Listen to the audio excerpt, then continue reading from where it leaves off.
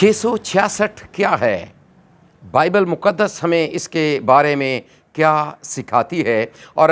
जब हम मुकाशवा की किताब के 13वें बाब की 18वीं आयत को पढ़ते हैं तो वहाँ पर जो अदद 666 लिखा गया है, असल में ये क्या है? ये कौन है? ये कैसे है? कब आएगा? किस तरह का होगा? और क्या मामलात होंगे? इसके हवाले से आज हम थोड़ी देर के लिए सीखने की कोशिश करेंगे। और पहले ज़रा हम उस आयत मुक़द्दसा को पढ़ लेते हैं जिसमें इसका ज़िक्र मौजूद है। हिकमत का ये मौका है, जो समझ रखता है वो इस हैवान का अदद गिन ले, क्योंकि वो आदमी का अदद है और उसका अदद 666 है। यहाँ पर दो चीज़ें बड़ी काबिल गौर हैं। पहली बात तो ये कि हिकमत का ये मौका है, और ज़ाहिर सी बात है कि हिकमत के बग़ैर, खुदा के पाक रूह की तहरीक के बग़ैर उसके पैगाम को समझना ये नामुमकिन है। और फिर दूसरी बात यह है कि यहाँ पर हमें एक हैवान का ज़िक्र मिलता है, फिर उसके साथ ही हमें इंसान का ज़िक्र भी मिलता है कि असल में जो हैवान का अदद है वो एक इंसान का या आदमी का अदद है।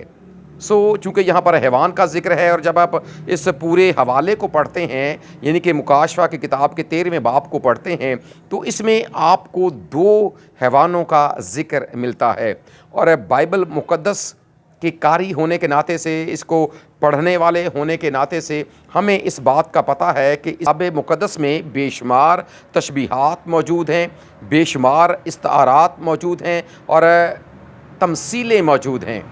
और तमसीलों की जब हम बात करते हैं तो इसका मतलब ये है कि जहाँ पर जो लफ्ज़ लिखा गया या जिस किरदार का ज़िक्र वहाँ पर किया गया, असल में वो किरदार नहीं है, बल्कि उसके पीछे असल किरदार कोई और है। मिसाल के तौर पर जब खुदावंद यीशु मसीह ने बीज बोने वाले की तमसील की बात की तो वहाँ पर लिखा है कि एक बोने वाला बीज बोने निकला। फिर बाद में ये समझाया गया कि असल में ये बोने वाला कौन है, जो बीज है ये असल में कौन है। बोने वाला वो जो खुदा का पाक कलाम सुनाता है, और फिर पाक कलाम वो बीज है जो लोगों की ज़िंदगियों में बोया जाता है। इसी बात को अपने सामने रखते हुए जब हम इस हवाले की तरफ आते हैं तो फिर हमें इस बात का पता चलता है कि यहाँ पर जिसे हैवान लिखा गया वो असल में हैवान नहीं है, बल्कि ये कोई और चीज़ है। आइए ज़रा इसको सीखने की कोशिश करते हैं कि ये असल में क्या है। पहले हमें एक हवाला पुराने अहदनामे में से तिलावत करते हैं। दानिएल ने यूँ कहा, मैंने रात को एक रोया देखी और क्या देखता हूँ कि आसमान की चारों हवाएं समंदर पर ज़ोर से चलीं,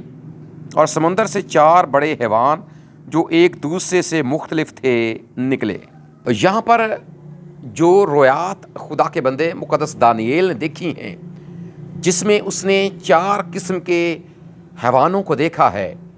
और किताब मुक़द्दस के जो माहिर लोग हैं वो इस बात को बयान करते हैं कि असल में ये 4 हैवान नहीं हैं, बल्कि ये 4 सल्तनतें हैं। इसी बात को अपने सामने रखते हुए जब हम मुकाशवा की किताब के 13वें बाब में आते हैं तो यहाँ पर भी चूँकि हमें हैवान का ज़िक्र मिलता है, इसी बात को बुनियाद बनाते हुए हम ये समझ सकते हैं कि असल में ये हैवान एक हैवान ही नहीं या एक दरिंदा या जानवर नहीं है, बल्कि असल में ये कोई सल्तनत है, ये कोई शख्स है, ये कोई निज़ाम है या कोई सिस्टम है।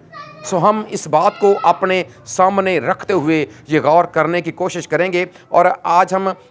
3 नकात को अपने सामने रखेंगे और फिर ये समझेंगे कि असल में ये हवाला और ख़ास तौर पर ये आयत मुक़द्दसा हमें क्या सिखाती है, और असल में ये 666 है ये किसका अदद है। जब हम अददी कीमत की बात करते हैं या इल्मुल आदाद की बात करते हैं तो हमें इस बात का पता है कि कदीम ज़माने में भी और आज भी लोग किसी भी हरफ की कीमत को, उसकी वैल्यू को जानने के लिए जो उसमें हिंदसे इस्तेमाल होते हैं, चूँकि उनकी कोई ना कोई वैल्यू भी होती है, उनका कोई ना कोई عدد بھی ہوتا ہے اور وہ اس کو اپنے سامنے رکھ کر جمع کرتے ہیں، ضرب دیتے ہیں، تقسیم کرتے ہیں یا مائنس کرتے ہیں، یا اس طور سے بھی ان کے سامنے وہ بات ہوتی ہے، وہ اس کو اپنے سامنے رکھ کر پھر اس کی قیمت کو معلوم کرتے ہیں اور پھر یہ سیکھتے ہیں کہ اصل میں وہ جو لفظ ہے، اصل میں وہ جو حرف ہے اور اصل میں وہ جو عدد ہے وہ ان کو کیا سکھاتا ہے۔ اور یاد رکھیں یہی طریقہ کار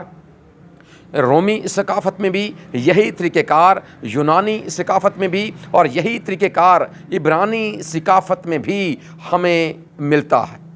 کہ وہ لوگ بھی ایسا ہی کرتے تھے، اور عبرانی لوگ خاص طور پر اس بات کو ہمیشہ اپنے سامنے رکھتے تھے کہ جو الفاظ ہیں اور جو ان میں موجود حروف ہیں ان کی عددی قیمت کیا ہے، اور پھر وہ اس کو سامنے رکھ کر اس مکمل لفظ کی ویلیو کو جاننے کی کوشش کرتے تھے اور اس کے بارے میں سمجھنے کی کوشش کرتے تھے۔ سو یہاں پر بھی جب ہم 6 کی بات کرتے ہیں، چونکہ یہاں پر اصل میں ایک ہی جو ہندسہ ہے وہ 3 بار اس کو لکھا گیا ہے، 666۔ سو جب یہ عدد لکھا گیا تو اصل میں جو 6 عدد ہے، ہمیں اس بات کا بھی پتہ ہے کہ کتاب مقدس میں جو علم الاعداد ہیں یا علم الاعداد کے مطابق جو بات ہمارے سامنے آتی ہے وہ یہ کہ جو 6 کا عدد ہے یہ اصل میں نامکمل ہونے کی علامت کے طور پر جانا اور پہچانا جاتا ہے، اور اس آیت مقدسہ میں بھی جب یہ بیان کیا گیا کہ یہ آدمی کا عدد ہے، سو اس کا مطلب یہ ہے کہ آدمی چونکہ مخلوق ہے اور مخلوق کبھی کامل نہیں ہو سکتی، سو جو 6 کا عدد ہے یہ کتاب مقدس کے مطابق نامکمل ہونے کو اور انکمپلیٹ ہونے کو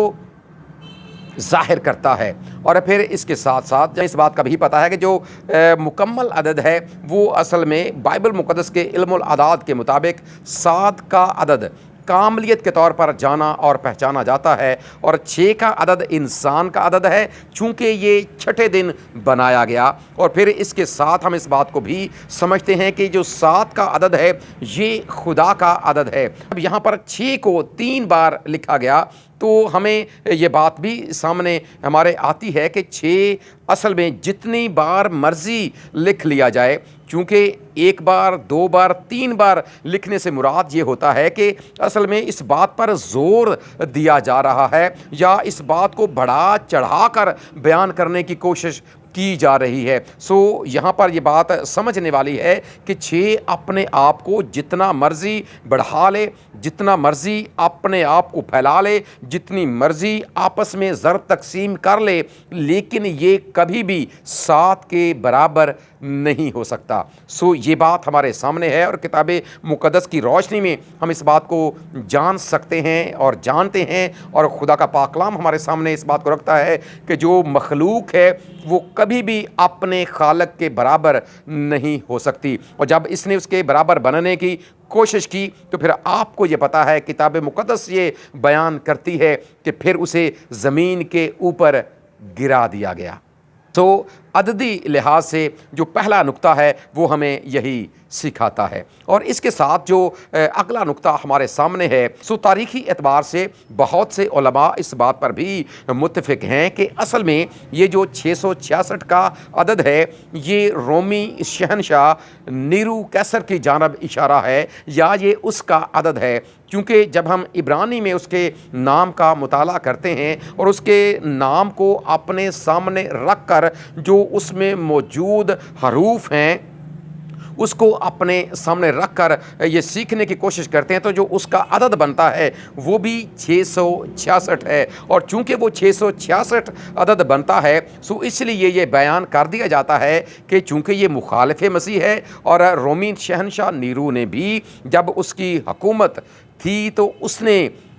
خدا کے منصوبے کو ملیامیٹ کرنے کی کوشش کی، خداوند یسوع مسیح کے پیروکاروں کو اس نے ختم کرنے کی کوشش کی، اور اس طور سے یہ سمجھا جاتا ہے کہ وہی اصل میں مخالف مسیح تھا چونکہ اس نے خدا کے منصوبے کو ختم کرنے کی کوشش کی۔ سو تاریخی اعتبار سے ہم اس بات کو بھی سیکھ سکتے ہیں، لیکن اس کے ساتھ چونکہ ہم نے پرانے عہد نامے میں بھی اس بات کو پڑھا کہ اصل میں وہاں پر جو حیوان کا لفظ ہے وہ اصل میں ایک سلطنت کے لیے استعمال ہوا ہے۔ جب ہم اسے بنیاد بنا کر یہاں پر آتے ہیں، اور چونکہ یہاں پر بھی حیوان کا لفظ استعمال کیا گیا ہے، ہم اس بات کو اپنے سامنے رکھ سکتے ہیں کہ اصل میں یہ جو حیوان کا لفظ ہے یہ کوئی انسان بھی ہو سکتا ہے، یہ کوئی نظام بھی ہو سکتا ہے، یہ کوئی سلطنت بھی ہو سکتی ہے، لیکن جو اس کا وتیرہ ہوگا، جو اس کا طریقہ کار ہوگا، وہ یہ ہوگا کہ وہ خدا کے خلاف، خدا کے لوگوں کے خلاف اور خداوند یسوع مسیح کی کلیسیا کے خلاف اپنے کردار کو ادا کرنے کی کوشش کرتا رہے گا۔ جو اصل اس کا معاملہ ہوگا یا اصل جو اس کا ٹارگٹ ہوگا وہ خداوند یسوع مسیح اور اس کے لوگ ہوں گے، اور وہ اپنی بھرپور طاقت کا استعمال کرے گا، کیونکہ یہاں پر جب 3 بار 6 کے عدد کو لکھا گیا اس کا مطلب یہ ہے کہ وہ اپنی طاقت کو، اپنے اثر و رسوخ کو، وہ اپنے وسائل کو بھرپور طریقے کے ساتھ استعمال کرنے کی کوشش کرے گا تاکہ کسی طرح وہ کامیاب ہو سکے اور سارے کائنات کے نظام کو اپنے ہاتھ میں لے سکے۔ لیکن چونکہ ہم پہلے اس بات کو سیکھ چکے ہیں کہ ایسا ممکن نہیں ہے۔